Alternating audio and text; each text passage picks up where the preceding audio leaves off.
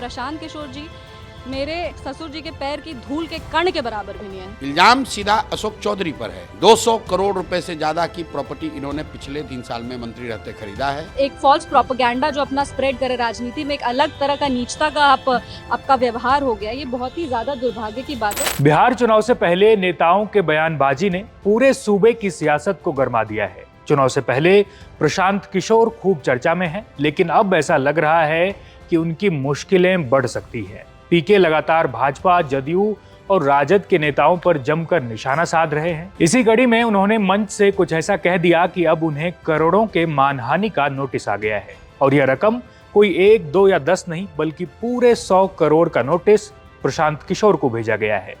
और यह नोटिस भेजने वाले का नाम भी जान लीजिए, तो ये नाम है बिहार सरकार में मंत्री अशोक चौधरी का। क्या है यह पूरा मामला, आइए आपको विस्तार से बताते हैं। नमस्कार, मेरा नाम है जयदीप और आप देख रहे हैं India.com।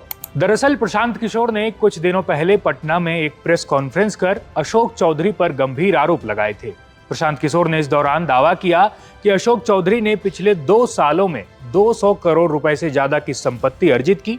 पीके ने आगे कहा कि चौधरी ने अपनी पत्नी, बेटी शांभवी और समधन अनीता कुणाल समेत शांभवी के ससुराल से जुड़ा मानव वैभव विकास ट्रस्ट नाम की संस्था के नाम पर 200 करोड़ रुपए की जमीन खरीदी। साथ ही पीके ने यह भी दावा किया कि मंत्री जी के खिलाफ उनके पास सबूत भी हैं। इसी मामले में अब अशोक चौधरी ने प्रशांत किशोर को 100 करोड़ रुपए के मानहानि का नोटिस भेज दिया है। साथ ही उन्होंने प्रशांत किशोर द्वारा लगाए गए आरोपों को निराधार और भ्रामक बताया।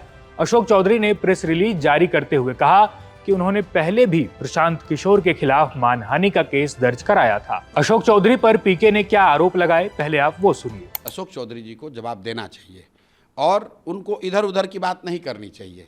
किशोर कुणाल जी, ट्रस्ट, भाई इल्जाम आप पर लगा है।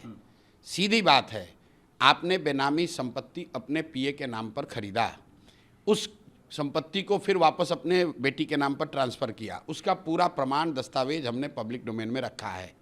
अगर वो गलत है तो आके बता दो गलत है। तो कह रही है कोई आरोप में दम नहीं है। ठीक है, उनकी तो बात है, आरोप अशोक चौधरी पर है। जवाब शांभवी चौधरी दे रहे हैं, अनीता कुणाल दे रहे हैं, उन पर आरोप नहीं है। पत्र आप तो प्रेस कॉन्फ्रेंस में थे जी।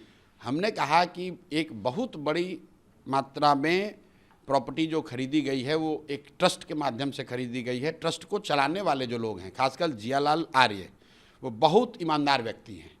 उनकी रेपुटेशन है बिहार में, वो बहुत ईमानदार व्यक्ति हैं। तो मैंने ये कहा कि सर आप लोग देख लीजिए कि आपके ट्रस्ट के नाम पर भी ये प्रॉपर्टी जो खरीदी जा रही है, ये पैसे कहाँ से आ रहे हैं।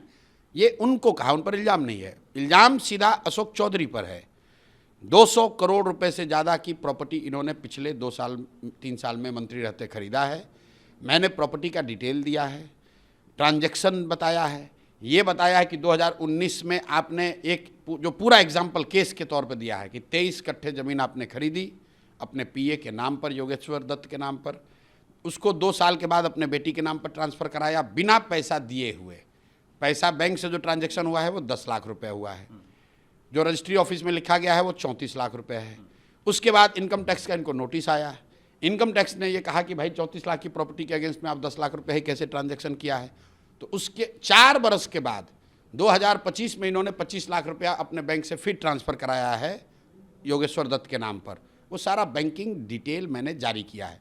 अब ये जवाब दे दें कि भाई ये ज़मीन खरीदा था कि नहीं योगेश्वर दत्त के नाम पर, और योगेश्वर दत्त के नाम से फिर इन्होंने ज़मीन ट्रांसफ़र करा था कि नहीं, और अगर किया था तो 34 लाख की ज़मीन 10 लाख में आपको कैसे दे दिया, और अगर 10 लाख में दे भी दिया था तो 4 बरस के बाद फिर उसको 25 लाख रुपए क्यों दे रहे हो। ये एक केस मैंने दिया है। उसके साथ मैंने इनके सारे प्रॉपर्टी का जो हम लोग के संज्ञान में आई है, उससे तो बहुत ज़्यादा इनके पास होगा। तो जो प्रॉपर्टी इन्होंने घोषित नहीं की है, जो हमारे पास पेपर डीड आया वो हमने साझा किया है। अशोक चौधरी जी को प्रेस करके बता देना चाहिए कि भाई ये हमने इस तरह से खरीदा। प्रॉपर्टी खरीदने में कोई दिक्कत नहीं है, प्रॉपर्टी तो आप 500 करोड़ का खरीद सकते हैं, लेकिन बता तो दो भाई कि कब और कैसे खरीदा है। इसके बाद अशोक चौधरी की बेटी और सांसद शांभवी चौधरी ने इस आरोप का जवाब भी दिया। आप उनका बयान भी सुनिए। कहीं ना कहीं उनकी जो हार की बौखलाहट है वो अब देखने को मिल रही है।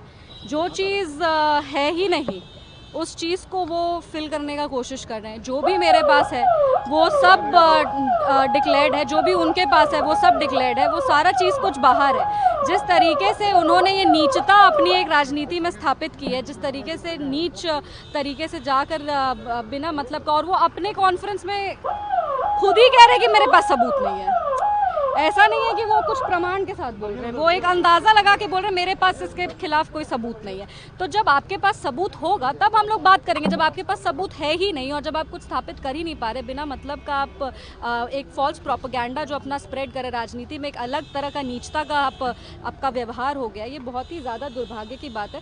और जिस तरीके से उन्होंने हमारे स्वर्गीय ससुर जी आचार्य किशोर कुणाल जी के काम के कार्य को उन्होंने टारगेट किया है, ये निंदनीय है। क्योंकि प्रशांत किशोर जी मेरे, अगर हम क्या बोले, हम बोलना नहीं चाहते, लेकिन वो मेरे ससुर जी के पैर की धूल के कण के बराबर भी नहीं है। जितना काम जन सेवा और मानव सेवा का आचार्य किशोर कुणाल ने किया है और जिस तरीके से वो पूरी ईमानदारी के साथ अपने जीवन को वो जिए हैं, अब वो इस दुनिया में नहीं है, तो उनके ट्रस्ट को इस तरीके से टारगेट करके उस पर लालछन लगाना जो है सबूत सब दुनिया के सामने। हम लोग को इसमें कुछ एडिशनल नहीं कहना है। आप उनका भी अकाउंट चेक कर लीजिए, आप मेरा भी अकाउंट चेक कर लीजिए। अब इस 100 करोड़ के नोटिस के बाद प्रशांत किशोर को 17 अक्टूबर को कोर्ट में पेश होना है। लेकिन पीके ने जो 200 करोड़ संपत्ति हेरफेर का आरोप लगाया, क्या वो सही है?